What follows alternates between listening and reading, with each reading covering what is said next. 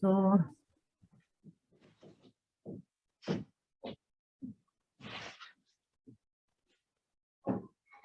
okay, so now let's come back to where we had stopped yesterday. And I think we had begun with this last section called the location of the author, in Right. which Foucault has been telling us about how he says that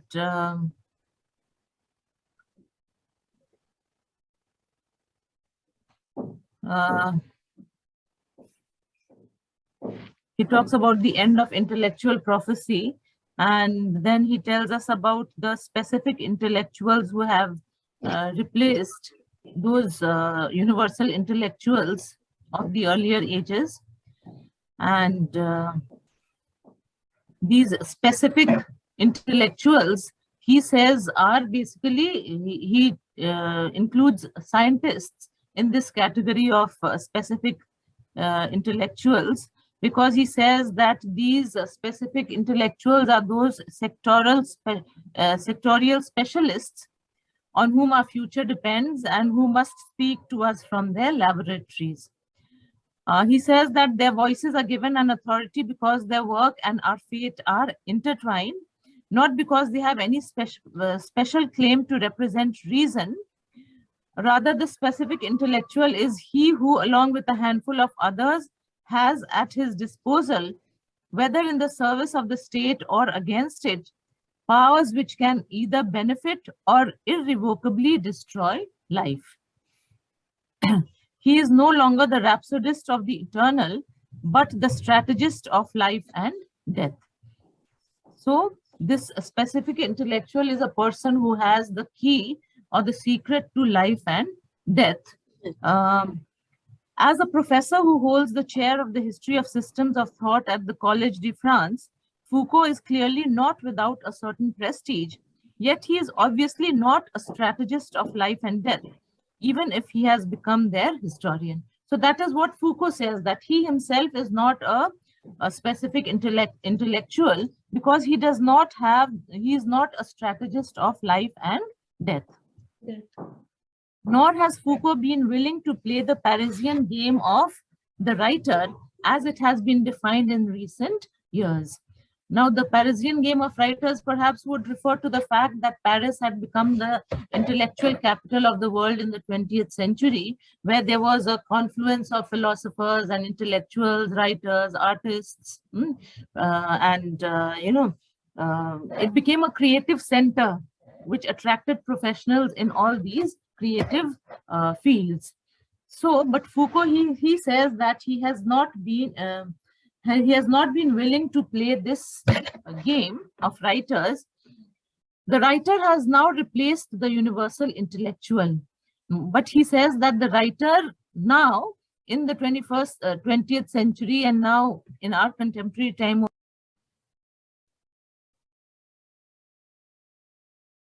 he says that the writer who has replaced the universal intellectual, maybe there are they are not as influential, not as powerful as French writers like Émile Zola or Victor Hugo or André Gide. They are nonetheless persons of influence and visibility in contemporary France. So these writers that he is naming, these are all people who have established themselves, as intellectuals in the field of philosophy as well as in the field of creative art literature. And he says that though the writers of the present times may not be as powerful as these, they are nevertheless people who of influence and visibility that is very well known, very popular in contemporary France. In fact, the new socialist regime, highly self-conscious about its relations with intellectuals and its place in history, has chosen to give prominence to two types of intellectuals, writers and technocrats. Among his first acts in the name of French universalism, President François Mitterrand granted French citizenship to two writers exiled from totalitarian regimes, His highly influential and ambitious Minister of Research has chosen to lionize French technocrats, declaring that nuclear power and bioengineering are the key sectors for socialism to develop. So what Foucault is trying to say here is that this new regime, which is a socialist regime, just a minute, just a minute.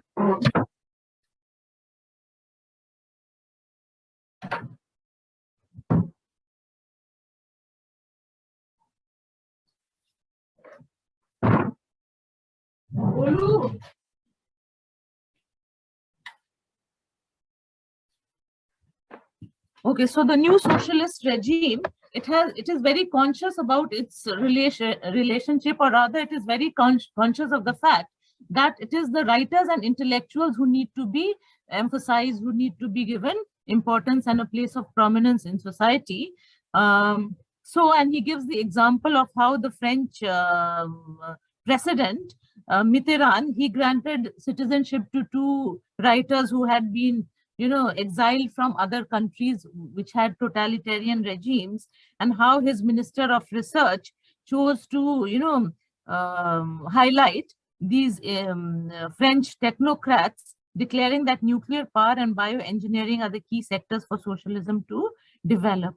Meaning to say that now Foucault says that these specific intellectuals are not only scientists, but they are also writers. So this category of specific intellectuals has been expanded to include writers as well as scientists.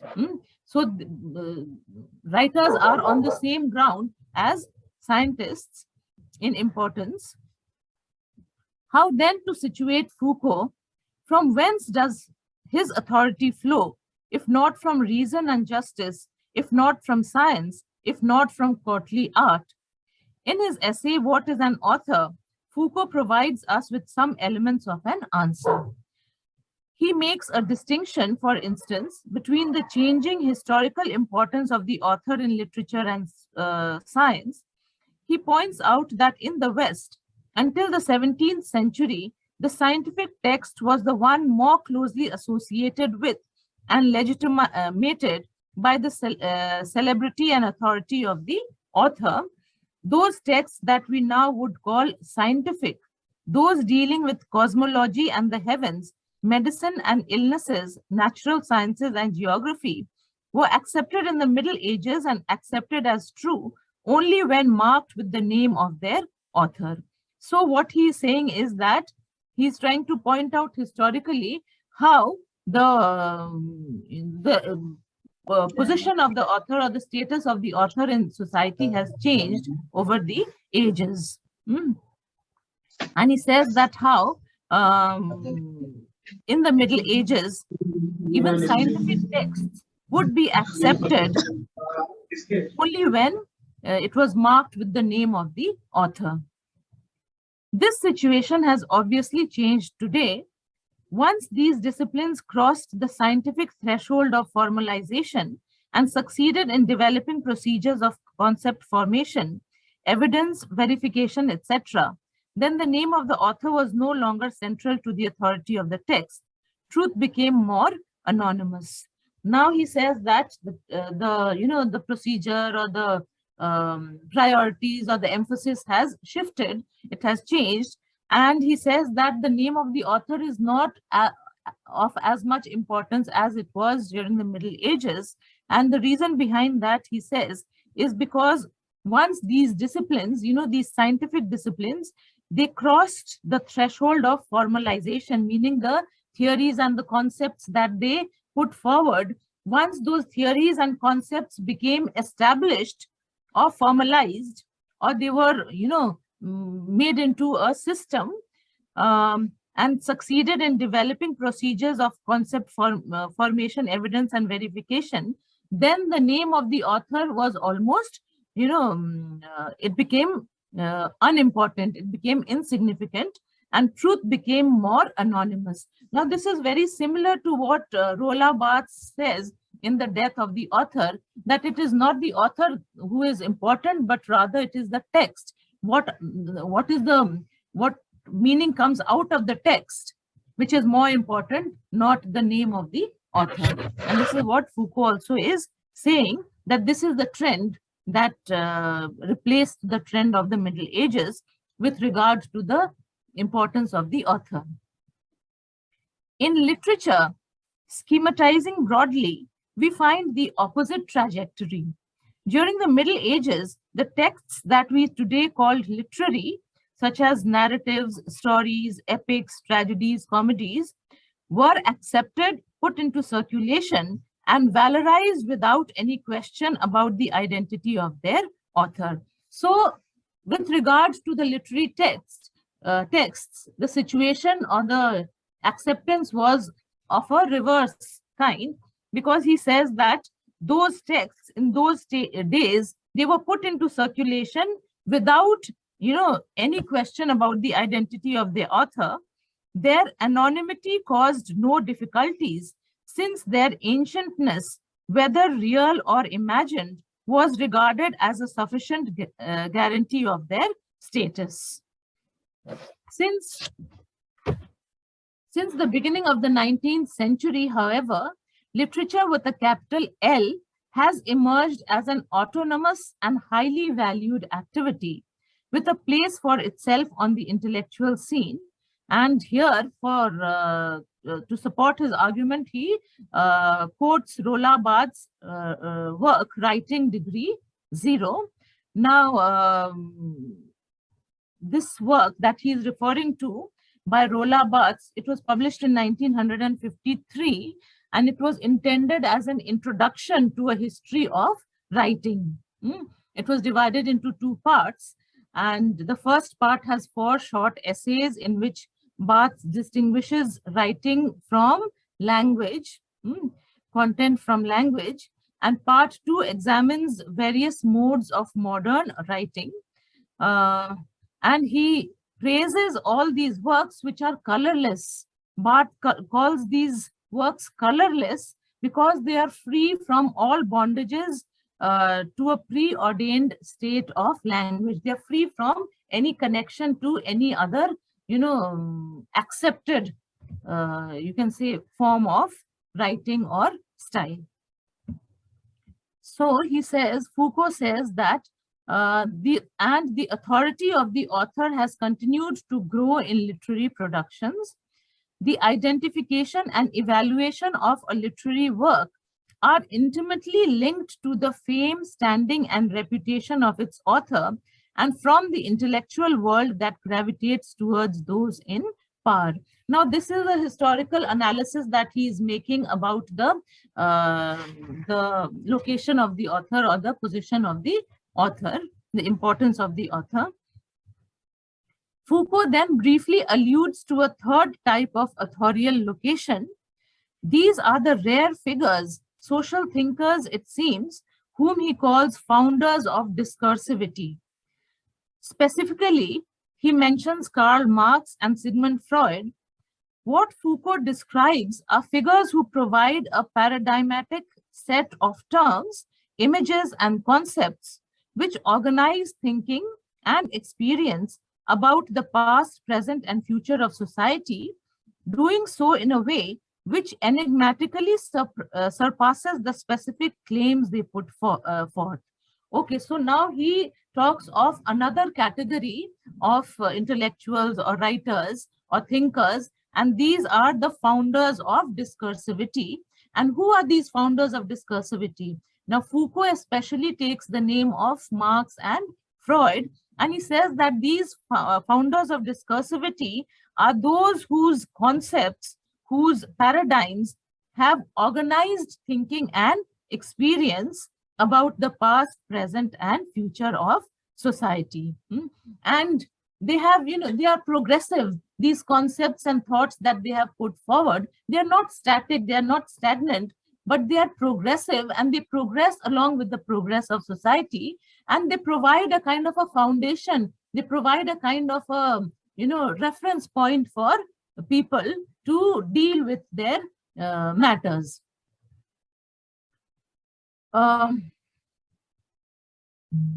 This status is particular to the human sciences. So he says that this status of founders of discursivity can be given only to thinkers of the human sciences, not to the natural sciences.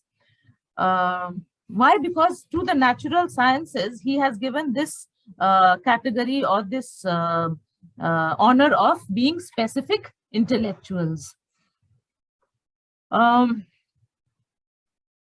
Whereas in the biological or physical sciences, the original texts, say James Clerk Maxwell's equations or those of Albert Einstein, are fully absorbed and surpassed by the scientific work that follows them.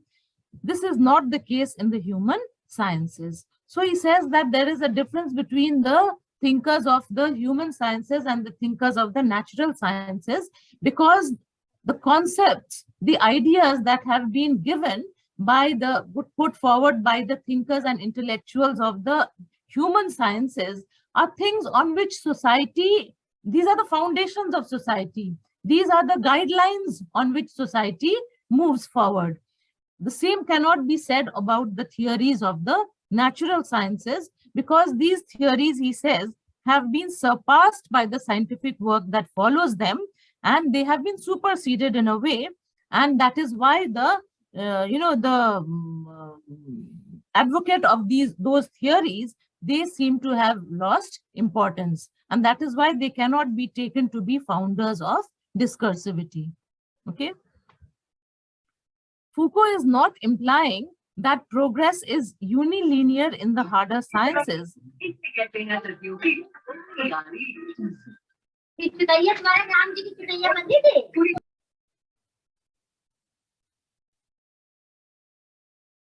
Foucault is not implying that progress is unilinear in the harder sciences, only that one type of discursive system is characteristic of these disciplines and another is characteristic of the contemporary human sciences. So he is not trying to undermine the natural sciences or the thinker or the scientist or anything of that kind. What he is saying is that these two, fields, they have different discursive systems, and the progress of these discursive systems, the absorption of these discursive systems, it follows a different trajectory.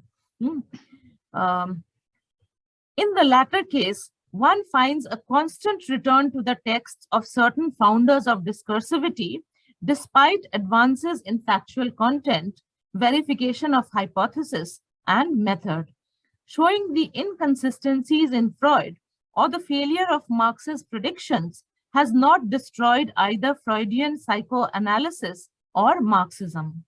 Foucault observes, to expand a type of discursivity, such as psychoanalysis as founded by Freud, is not to give it a formal generality that it would not have permitted at the outset, but rather to open it to a certain number of applications.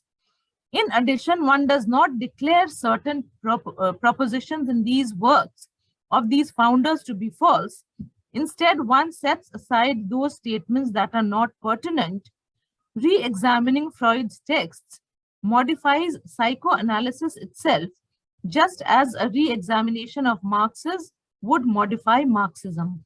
Okay, so now in the latter case, that is in the case of the human sciences, Foucault says that one finds a constant return to the texts of certain founders of discursivity. So there is a constant reference that is made to these concepts and these ideologies, these theories, despite advances in factual content, despite the fact that practically things have moved ahead. But in spite of that, these are points of reference which remain significant and important. So despite advances in factual content and despite the verification of hypothesis and method. So he takes again the example and he says that showing the inconsistencies in Freud. Now, what were the inconsistencies in Freud? The very first inconsistency was that Freud's theories or concepts are unverifiable. They cannot be verified and therefore they were not scientific. Because they were based on the, the disclosure made by the patients, these mental patients, That is why they could not be verified. They could not be taken to be as true. They were mere interpretations. So that is the basic criticism that is leveled against Freud. And Freud has also been criticized as being too sexist. You know, his entire theory is, in a way, it is arranged against femininity and against women. So Foucault says that showing the inconsistencies in Freud or the failure of Marx's predictions. Now, Marx's system, communism or this kind of society which he advocated in his Communist Manifesto, it has been criticized as being something that is unworkable and also as being unscientific. Okay. But then Foucault says that these things don't matter. These inconsistencies or the failure of the predictions has not destroyed either Freudian psychoanalysis or Marxism. Why? Because they still offer some methods, they still offer some tools to study, to make studies in those specific fields or areas. Foucault observes, to expand a type of discursivity such as psychoanalysis as founded by Freud is not to give it a formal generality, but rather to open it to certain number of applications. So, for example, Freud's psychoanalysis, it can still be applied to a number of fields. And you know that literature also, a lot of literature has been produced based on these theories of Freud. So, rather to open it to a certain number of applications. In addition, one does not declare certain propositions in the work of these founders to be false. You cannot say outrightly that they are false or they are true, because they are not scientific theories. They are, you can say humanistic theories, and they're based on things like behavioral patterns. They're based on psychology, and that is why they cannot be condemned as absolutely false. Instead, one sets aside these statements that are not pertinent. Re-examining Freud's texts modifies psychoanalysis itself, just as a re-examination of Marx's would modify Marxism. So these theories are not false or true or wrong. The only thing is that they may be outdated because society itself is a progressive body. Society is a progressive institution, and human beings are also progressive. The minds of human beings are also progressive. That is why there may be some aspects of these theories which are not pertinent, that is, which are not appropriate to the times, but they can be re-examined and they can be modified. The concept of modification is to add on to something. Foucault is not endorsing, celebrating, or lamenting this curious discursive formation in the human sciences. He is indicating its existence, and in that he is again highly original. So this is, this is a comment on Foucault's own standpoint, that what he says about the human sciences is something that is original, something that can be taken as significant. My wager is that Michael Foucault himself may well be one of these founders of discursivity. So Rabinov, now as we are coming towards the end of this introduction, he establishes his own thinking, his own feeling that Foucault himself may be taken as a founder of discursivity, because Foucault's own theories, Foucault's own methods, Foucault's own standpoint may be taken as a referral point by future generations. The judgment having been made, it must be immediately modified. If Foucault's work does indeed function in the future as a central organizer of social discourses, it will do so in a way radically different discursively. So he says that this, this statement that Foucault is a founder of discursivity also needs modification. And he says that his discourses, if they are taken as a central organizer, then they will do so in a radically different discourse, meaning that the discourse has to be modified. It has to be, made appropriate to the changing times. It will do so in a way radically different, discursively, institutionally, politically, and dare I say psychologically, from the work of Marx and Freud. Nor do I see Foucault as the sole figure with such a status. Two figures with whom interesting comparisons might be made are Thomas Kuhn and Max Weber, neither of whom has had any direct influence on Foucault. Now, Rabinov, he takes up two more, or he puts forward two more names whom he can consider to be as founders of discursivity like Foucault, though he says that there is no comparison between them, and neither did they have any influence on Foucault's writing. Now, Thomas Kuhn, he was an American philosopher, okay, of the 20th century, and his work, The Structure of Scientific Revolutions, introduced a very important term, that is paradigm shift. Okay, now this paradigm shift, it denotes the fundamental changes in the basic concepts and the experimental practices of scientific disciplines because they become incompatible with new phenomena. So they have to be shifted. There has to be a change and a modification. This is what Kuhn is famous for, and Max Weber, whom you are all aware of. Taking Kuhn first, there are, of course, striking parallels in the content of Foucault's and Kuhn's work in their emphasis on how scientific reflection and research are organized, operate, and change. Now, that is because both of them believe, Foucault also believes and Kuhn also believes, that nothing can be established by objective or by objective criteria solely. Moreover, both have been received enthusiastically, yet both have shunned the empire building that has been opened to them. Meaning none of these two, neither of them have,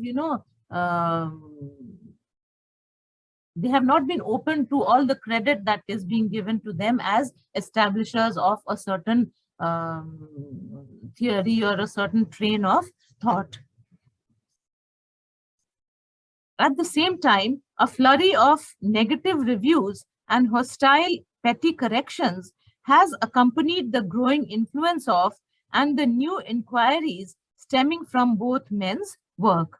This reaction seems to indicate an important shift in our contemporary discursive style and perhaps the emergence of a radically different manner of inquiry for research. So one point of comparison or one similarity between the two of them is that both of them have been subjected to a lot of negative reviews and hostile corrections have been, suggested about their work. And this reaction itself seems to prove that nothing is constant, nothing is based only on concept. It has to be historically analyzed and it has to be historically, you can say, adaptable and appropriate. So he says that this reaction seems to indicate an important shift in our contemporary discursive style and perhaps the emergence of a radically different manner of inquiry for research. The questions both men ask extend from the human sciences across to the supposedly solid, unbiased hard sciences. What is most infuriating to fact-oriented feet-on-the-ground empiricists is that Foucault's and Kuhn's thinking has evolved from a systematic ability to comprehend exactly those phenomena of shared practices, disciplinary matrices, petty malices, which partially constitute scientific activity, although they don't exhaust it. Okay, so he says that the similarity between Kuhn and Foucault is something which is infuriating to the feet on the ground empiricists, Now, empiricists are people who say that all knowledge is based on experience. Now, what is irritating to them is that Foucault's and Kuhn's thinking has evolved from a systematic ability to comprehend shared practices, disciplinary matrices, and petty malices, which constitute scientific activity. Now, what are these things which are within inverted commas? Shared practices, disciplinary matrices, and petty malices. Now, these are things which Kuhn has also talked about in his work. And these shared practices are, the shared elements in a social system, which include values. And he says that scientists conduct their research based within this framework of shared practices. Shared practices are practices like knowledge, mobility, leisure, services, caregiving, food, shelter. And then he talks about disciplinary matrices. And these disciplinary matrices are, they are they are a kind of guideline that is given to the, that is understood by people, by these scientists to conduct their research. And the purpose of these disciplinary matrices is to develop a consistency in the discipline. And then petty malices are, I suppose, petty malices would refer to the, the hard feelings or the ill feelings that people have among themselves. So this is the comparison that he is showing between Foucault's and Kuhn's thinking, that both of them have laid emphasis on these phenomena of shared practices, disciplinary matrices, and petty malices as the as the ground on which scientific activity takes place. Still, whatever the impact of Kuhn's work in the long run, its scope and subject matter are more limited than and inherently different from those of Foucault. And so the comparison with Max Weber suggests itself. For Foucault and Weber share a clarity about our historical nightmare. In Weber's terms, the mighty cosmos of the modern economic order, the iron cage in which specialists without spirit, sensualists without heart, are caught in the delusion that they have achieved a level of development never before attained by mankind. Now here, this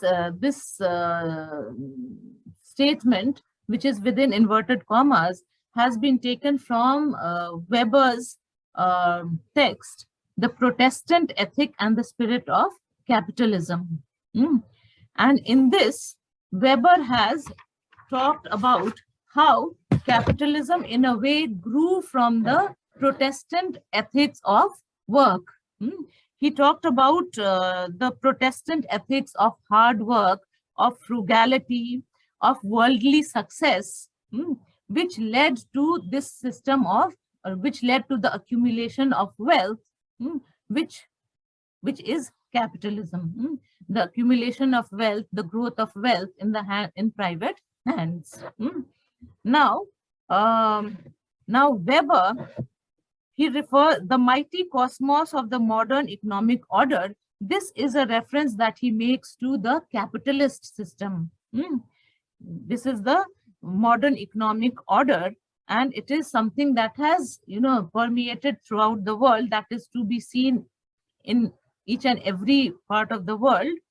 And he calls it the iron cage. In the beginning, capitalism was something that was profitable, that brought a profit to the people, but as it progressed, as it developed, it became a kind of an iron cage. And why was it an iron cage? Because this desire for external goods, this foundation to the economic conditions of machine production, it led to a kind of materialism which took hold of the people in such a way that they could not free themselves of it. And it permeated, or it pervaded each and every aspect of their life, in a way taking them away from spirituality towards more and more wealth accumulation and materialism. That is why he refers to it as an iron cage. And that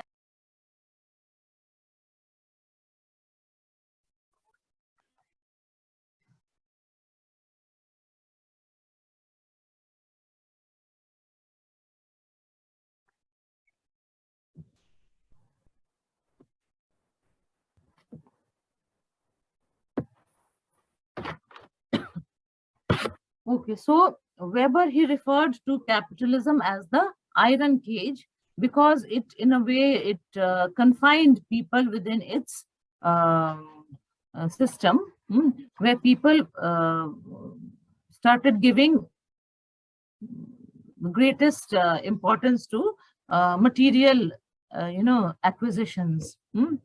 So now this is very interesting. You can read about it on the internet, about what Weber has written up in his Protestant Ethic and Spirit of Capitalism. His argument mainly is that the Protestant Reformation that we talked about earlier, that was discussed earlier. This Protestant Reformation, it led the Protestant groups who had separated themselves from the Roman Catholic group, to work hard and to accumulate more money, because in a way they were trying to, compensate for that Catholic system of the indulgences. We talked about the indulgences and the sale of indulgences, which was a kind of a corrupt practice by the Roman Catholics. And these indulgences were a kind of a, it was a kind of fee that was given to the priests so that they could pray for the salvation of the soul of sinners. And that was something it was a facility that was given to the Roman Catholic believers even after their confession. So after the Protestants separated themselves from the Roman Catholic Church, they needed something to boost their self-confidence. They needed something to make them feel that they still could get God's favor. And so in order to get God's favor, they developed this theory that they should work harder and harder, and they should accumulate more and more wealth. But also at the same time, they should not be extravagant. They should be frugal, and they should never spend things which were not in God's service. Okay, so it is this which led to the accumulation of large amount of wealth in the hands of people, and this gave a boost to capitalism. This is what Weber is examining and talking about in his book. Okay. So he says that that Weber came from the liberal nationalist tradition of the German Academy, and Foucault from the radical splinters of the French intelligentsia is, of course, historically significant. So, you know that Weber was a traditionalist, he was an idealist, and he believed in these the ideologies of freedom, tolerance, equality, individual rights. And on the other hand, Foucault came from the background to Foucault was the radical spirit of France, which advocated political and social change.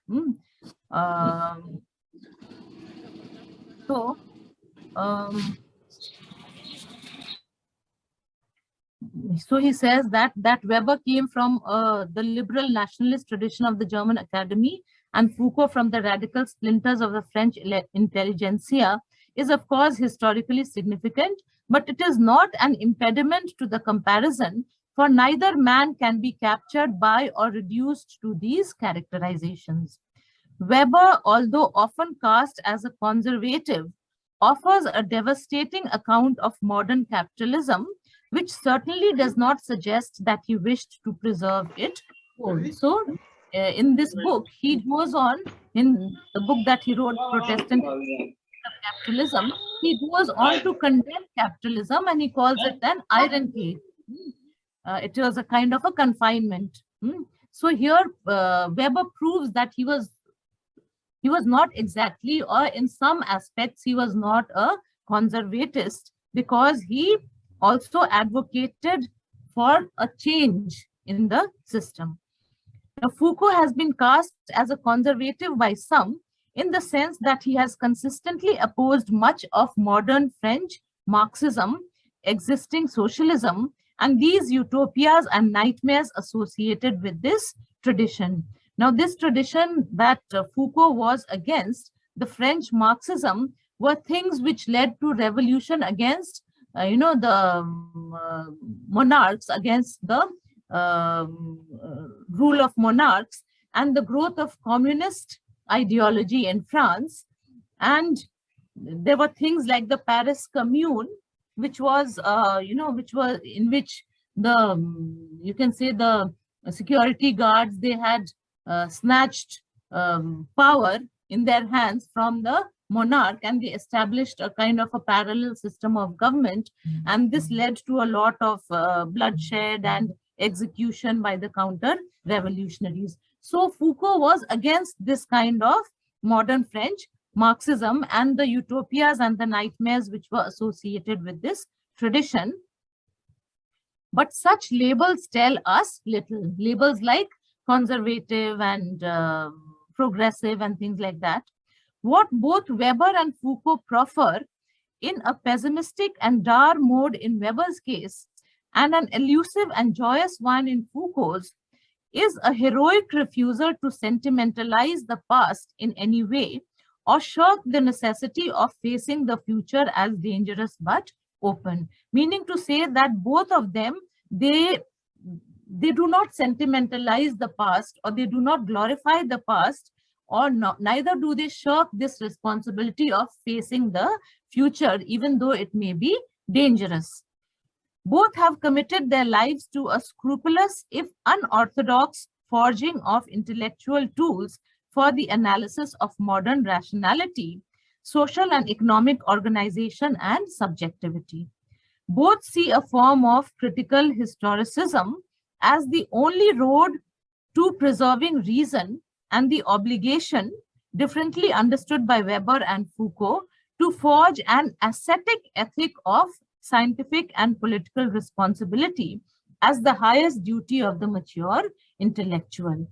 So, what is common to both of them is their realization that they must forge, they must create, or they must build an ascetic ethic. Ascetic would mean something that is severe, something that is marked by a high degree of self-discipline and abstention from all forms of indulgence. So they must forge an ascetic ethic of the scientific and political responsibility as the highest duty of the mature intellectual, that they have this responsibility. This responsibility is both scientific as well as political for the progress of their society. Okay. So with this, we come to the end of this introduction. And there is an editor's note that has been given here, in which Rabinov says that he has based this analysis and interpretation of Foucault's theories, of Foucault's, mental process or thinking, or whatever you may call it, on some works, and he has left out some. Okay, so he says that the choice of text is always an arbitrary one. Given the wealth of Foucault's past writings and the new directions his work is currently taking, the task is doubly hard. I have chosen to emphasize the political and social dimensions of his work, in which practices and discourses intertwine. The main sacrifice this choice has occasioned is the absence of texts from Foucault's rich and important archaeological period during the 1960s, such as The Birth of the Clinic, The Order of Things, The Archaeology of Knowledge. It seemed better to concentrate on those texts in which power, discourse, and the subject were related to non-discursive practices in a sustained manner than to try to include everything. Okay, so Now, what we can do is that we can make a kind of a summary of this entire introduction that has been given. Now, I had summarized the points for you yesterday till where we had stopped yesterday. So today I'm going to give you a summary of some of the points that we read from yesterday. Okay. So yesterday we had started from his from the part called the problem of government. Okay. So in this section, what has been done is that, or what Foucault has done is that he has thematized power, and he has talked about the political form of power, which is the state. And the state he describes as, now this is a, you can take down notes if you want. I will read it out slowly so that you can write it down. So he has talked about the political form of power, which is the state. And the state is both an individualizing and totalizing form of power. Then he talks about the totalization procedures, which are a shift from concern with the nature of the state and the prince to a broader consideration of how to introduce economy and order. And this economy and order he defines as a kind of governmentality through all aspects of social life. Okay, so this is a totalization procedure, this establishment of governmentality. Okay, so Foucault says that thus the concerns of a well-governed polity extend through customs of people to the environment itself. And this led to the growth of a centralized administrative apparatus or apparatuses. Okay. So the concerns of a well-governed polity, it led to the growth of centralized administrative apparatuses. And the art of government and empirical knowledge of the resources of the state, which is labeled as statistics, created a kind of new political rationality. After that, Foucault has talked about the Annals school, and the Annals school, which analyzed the full range of human activities. And to that, Foucault adds the political process, the political processes. And in this connection, he talks about biopower. He talks about biopower. And what is this biopower? It is a power which comes from a knowledge of human life and the human body, which can be controlled and manipulated.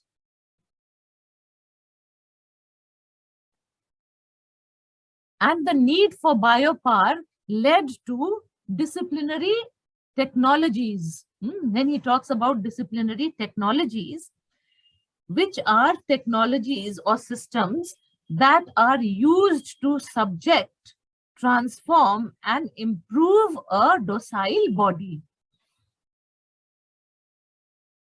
And he says that these disciplinary technologies were developed even before capitalism. They preceded capitalism. Now, with regard to these disciplinary technologies, he discusses the panopticon. And the panopticon, he says, literally is a kind of architectural building plan which has been described by Jeremy Bentham. Now, Foucault takes it as a paradigm of disciplinary technology, because to him, it is a way of defining power relations in the everyday life of men. And to Foucault, this design of the panopticon, it suggests the pervasive nature of power, and also about the internalization of discipline, both by the observed as well as the observer.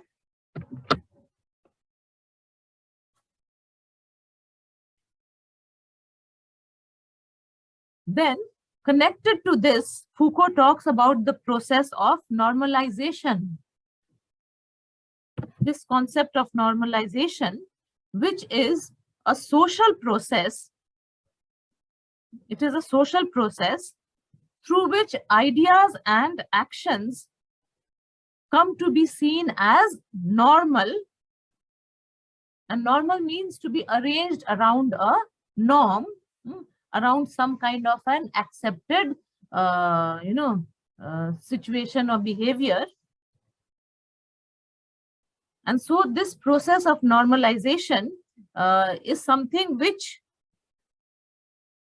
through which ideas and actions came to be seen as normal and became acceptable or natural. Now, how does this process of normalization take place? He says it happens through continuous regulatory and corrective measures with the help of a series of apparatuses. And what are these apparatuses? These are, medical, it could be medical apparatus, administrative measures. So this normalization also is an essential component of biopower.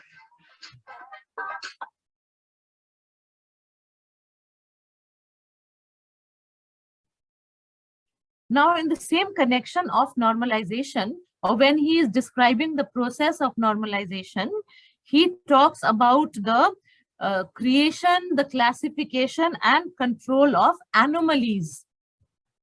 He talks about the anomalies and how these anomalies are classified and taken control of.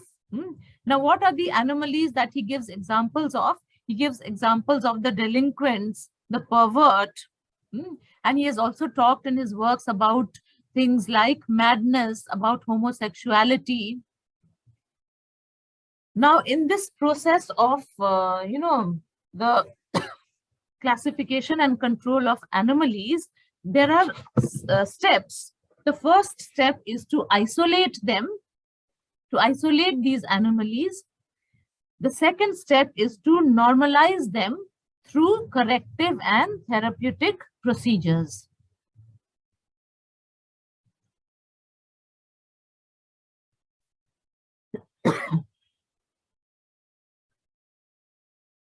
Now, after that, Foucault has talked about the possibility and also the methods of,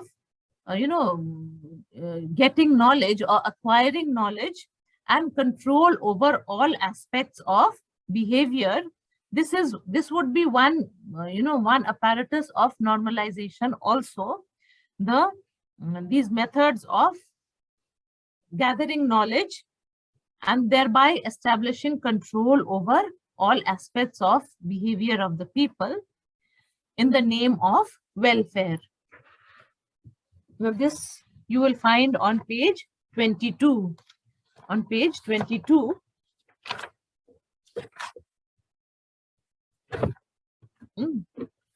and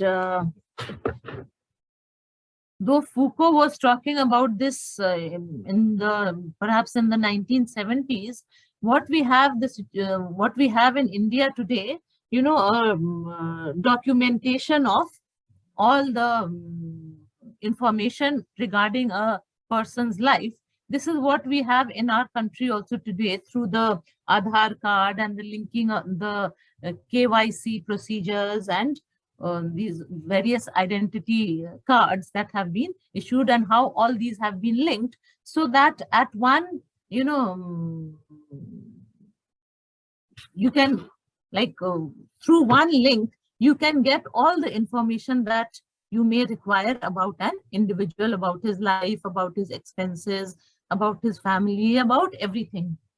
So perhaps it was this that Foucault was also talking about as a source of power. It was a source of biopower. Okay.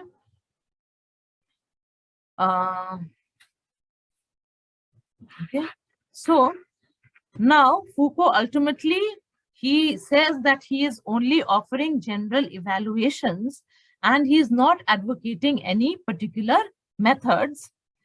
And his aim, he says, is to liberate the people from the individualization which goes to establish authoritarian and absolute power.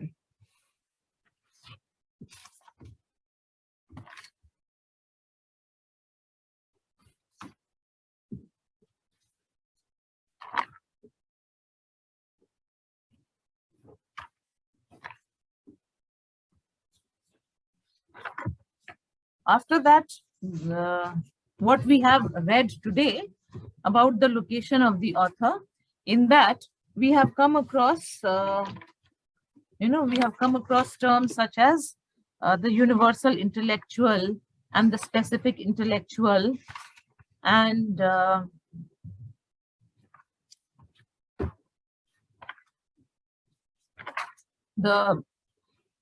he talks about the founders of discursivity, and he gives examples. He, tries to prove why he considers some thinkers, some intellectuals to be founders of discursivity. Okay, so that is what. Now I'll just give you some terms that he has used, which are important in Foucault's terminology. So the key concepts that he has spoken about. So he's spoken about archaeology. Archaeology. And what is archaeology? It is a term that he has used to describe his approach to, studying history. And archaeology is a term that Foucault uses to describe his approach to studying and writing history. Okay, it is about examining the discursive traces and orders left by the past to write a history of the present.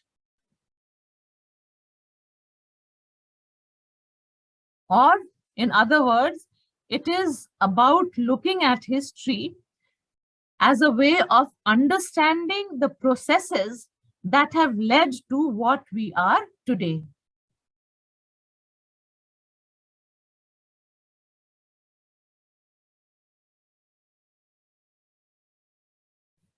Then he talks about another term that he uses is genealogy. He talks about genealogy.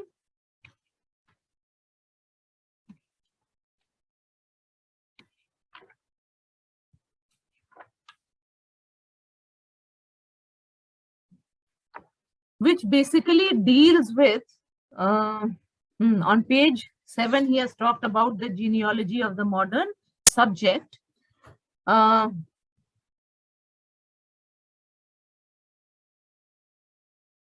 So genealogy would mean the, source or the origin of certain elements which we feel are without history.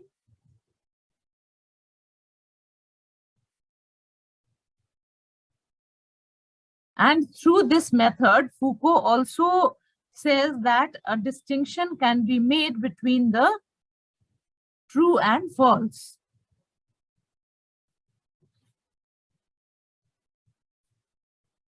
Then he has talked about biopower, which we have just analyzed. And biopower is actually a technology that was developed or talked about by Foucault, which was to be used for managing populations by managing their vital, statistics, so as to say, such as births, deaths, reproduction, illnesses. So knowledge about the entire human body and the individual.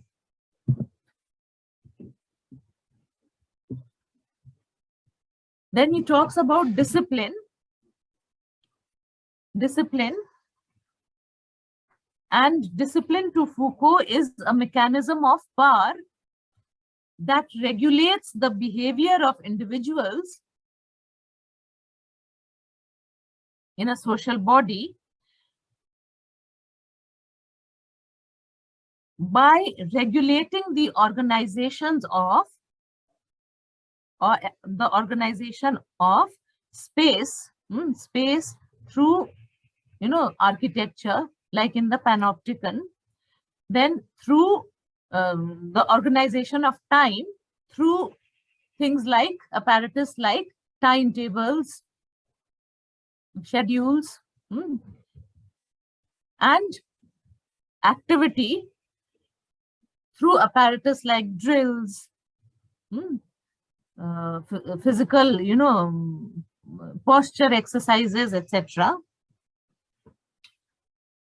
And he says that discipline is enforced with the aid of surveillance, and it is one way of exercising power. Okay.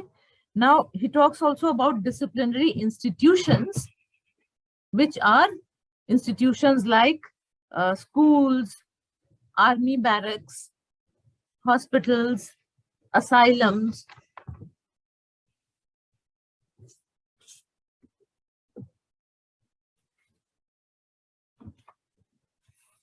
And perhaps the most common term that he uses is discourse. Discourse. And what does Foucault mean by discourse? He means the material and verbal traces left by history.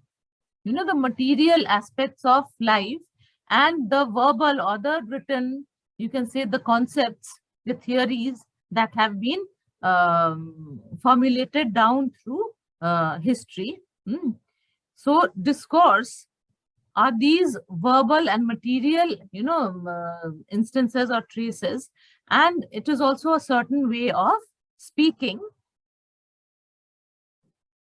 Certain way of speaking, meaning speaking from a certain viewpoint, perspective, and it is not only the individual, viewpoint and perspective here, but the entire body of thoughts and ideas of all members of a society. Now, in the same connection, he talks about also discursive practices. Okay. Now, these discursive practices, by discursive practices, he refers to a historically and culturally specific set of rules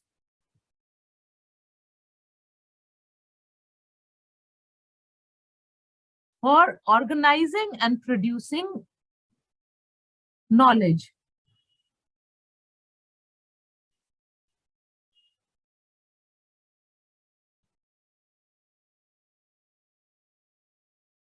Now, these rules are not determined or imposed externally, but they are rules which are automatically internalized.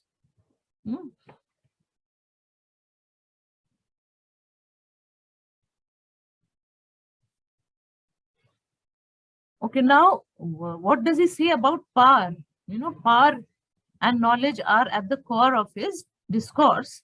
So power, according to Foucault, he says there are different, understandings or interpretations of power. The first thing he says that it is a relation. It is a relation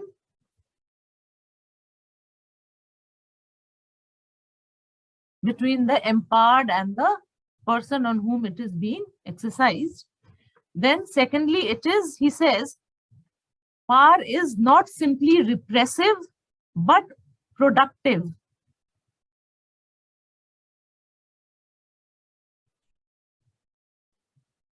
Here we come to this, that knowledge is power and power is knowledge. So the more knowledge you have, the more power you have.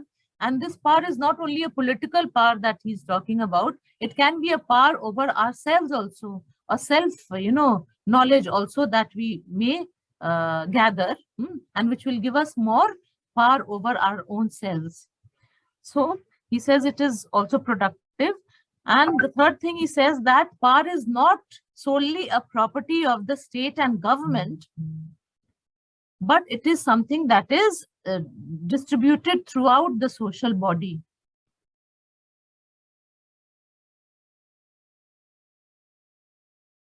And he says that the exercise of power is strategic.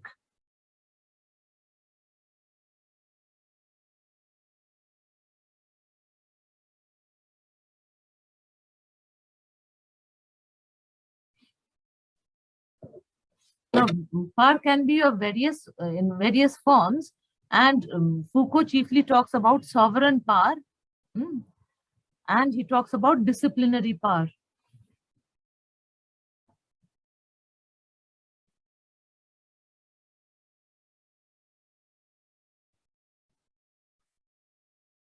And his understanding of power is also something like pastoral power, pastoral power, which is like the power that shepherds have over their flock.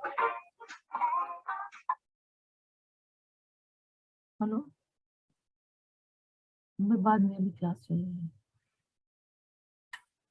Okay. After that, let's see what he means by knowledge. Knowledge basically is information about inherent and essential aspects and elements of a body by which they can be manipulated and controlled and managed. By which they can be managed, manipulated, and controlled.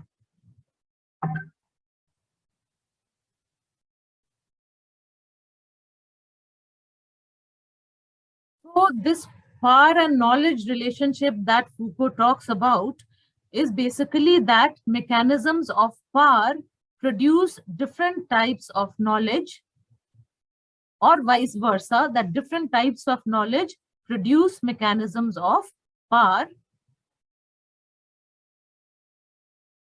Okay.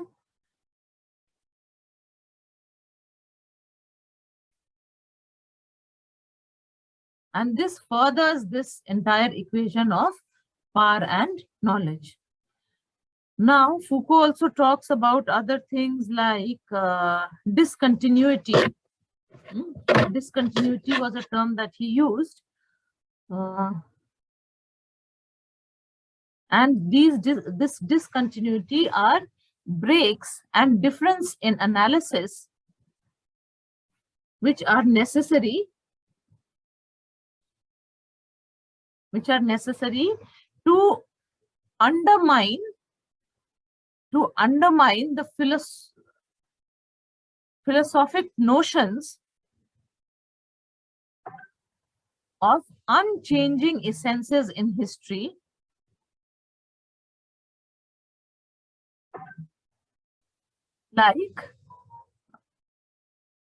like man, human nature, great man,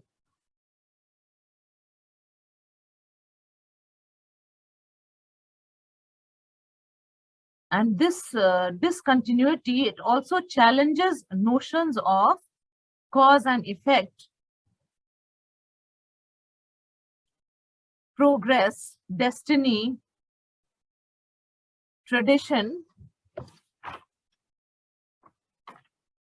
and influence in history.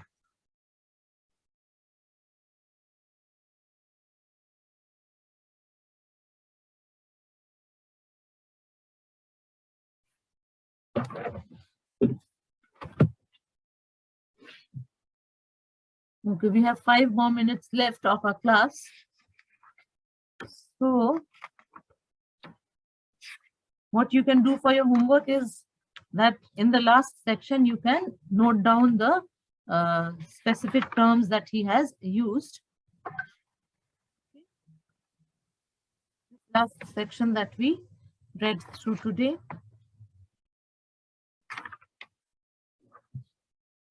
And after that, in the next tomorrow, we will now read through his essay, What is Enlightenment? Okay.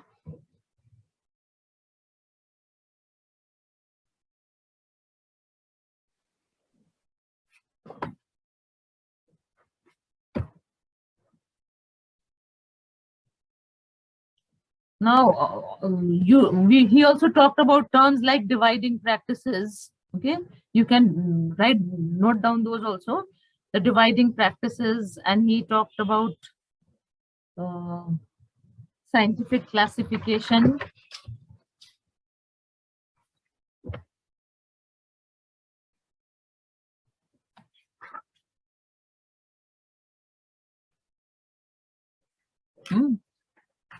So dividing practices are modes of manipulation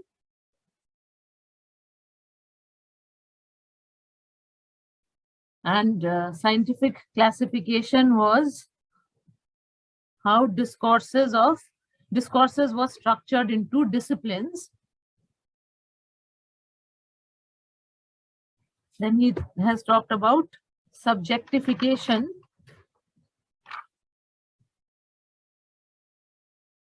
which are basically processes of self-understanding.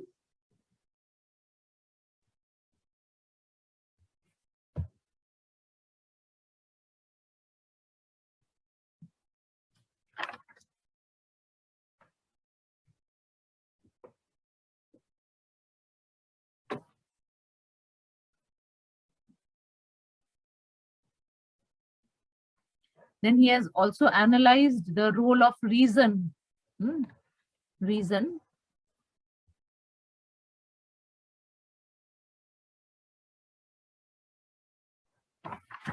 Okay, so that is all from my side for today.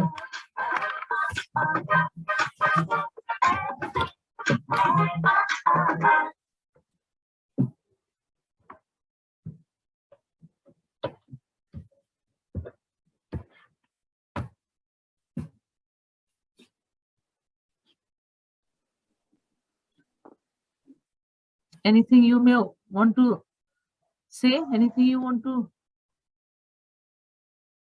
express?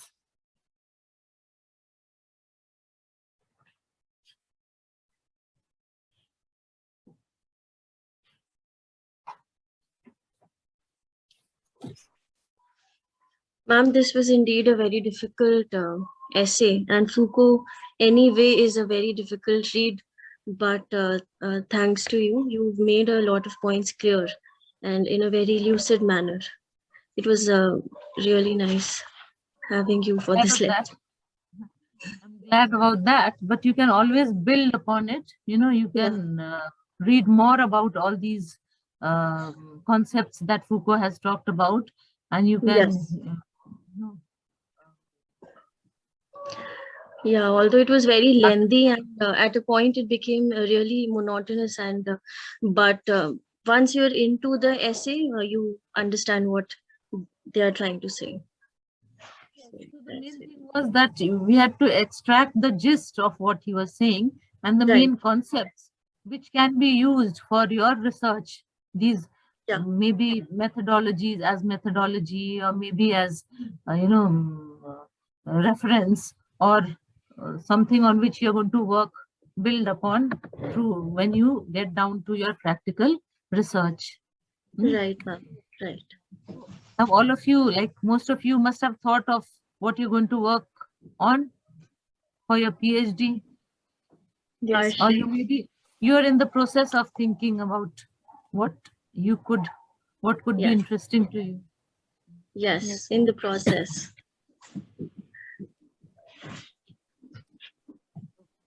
Now the meeting will end by itself in a few seconds. Yes. Okay. Thank you, ma'am. Thank you, ma'am.